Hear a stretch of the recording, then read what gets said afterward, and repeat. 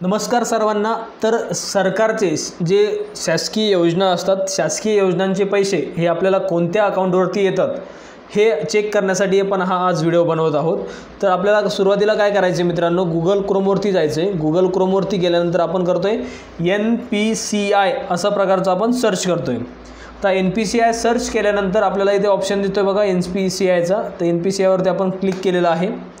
आता NPCI वरती click केल्यानंतर अशा प्रकारचं एक आपल्याला पोर्टल ओपन होईल। यामध्ये तुम्हाला खूप सारे ऑप्शन्स दिसत असतील इथे मित्रांनो। तर इथे आपल्याला काय करायचे बघा, सगळ्यात हे जे ब्लॅक पट्टा आहे ह्या व्यक्तीच्या समोर एक निळ्या पट्ट्यामध्ये आपल्याला वेगवेगळे नाव आहेत बघा।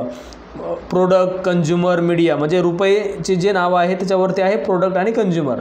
तर यामध्ये आपल्याला काय करायचं, कंझ्युमरवरती क्लिक करायचं आहे।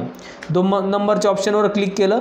2 नंबरच्या ऑप्शनवर क्लिक केल्यानंतर आपल्याला सर्व प्रकारचे खाली त्याच्यामध्ये 5-6 प्रकारचे ऑप्शन्स आलेले आहेत। यामध्ये सगळ्यात शेवटचा ऑप्शन आहे भारत आधार सीडिंग इनेबलर म्हणजेच बेस, यावरती आपल्याला क्लिक करायचं आहे। ओके, तर आपण काय करतोय त्याच्यावरती क्लिक करतोय मित्रांनो। यावरती क्लिक केल्यानंतर अशा प्रकारचं एक पेज ओपन होईल। यामध्ये तुम्हाला डाव्या साईडला बघा इथे दिसत असेल तुम्हाला की होम, आधार सीडिंग, सर्व्हिस स्टेटस, आधार मॅप स्टेटस, आधार मॅपिंग हिस्ट्री आणि अकाउंट डिटेल्स। तर यापैकी आपल्याला आधार मॅप स्टेटसवरती क्लिक करायचं आहे, बरोबर।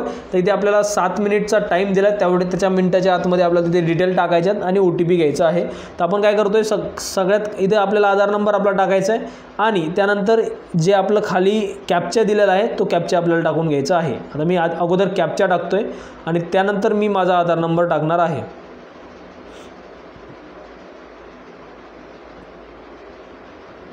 ओके, आपण कॅप्चा टाकून घेतला आहे आणि आधार नंबर टाकण्यासाठी मी मित्रांनो व्हिडिओ स्टॉप करतोय।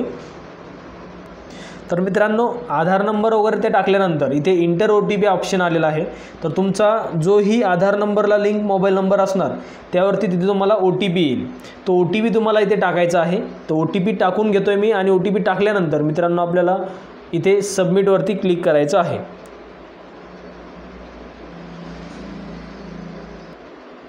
ओके, तर आपण करतोय सबमिटवरती क्लिक।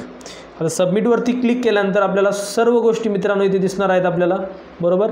मॅपिंग स्टेटस असेल, त्यानंतर मॅपिंग इनेबल फॉर DBT म्हणजेच काय की तुमचं सरकारचे येणारे पैसे चालू आहेत आणि ते इनेबल आहे मित्रांनो।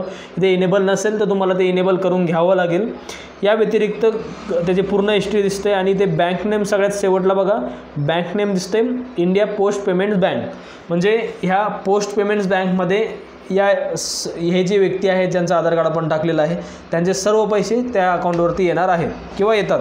तर यामध्ये याचा फायद्याचा व्हिडिओ का आहे, कारण की बऱ्याच शेतकऱ्यांना असू द्या PM किसानचे पैसे, लाडकी बहीणचे पैसे किंवा वेगवेगळ्या योजनांचे पैसे हे कोणत्या अकाउंटवर जातात ते कळत नाही। तर त्यासाठी स्टेटमेंटसाठी खर्च करावा लागतो। त्या व्यतिरिक्त तुम्ही फक्त घरी बसल्या बसल्या मोबाईलवरती चेक करू शकता की आपले पैसे कोणत्या बँकेमध्ये गेले आहेत। मित्रांनो धन्यवाद। व्हिडिओ जर आवडला असेल तर व्हिडिओला लाईक करा आणि चॅनलला सबस्क्राईब करायला विसरू नका।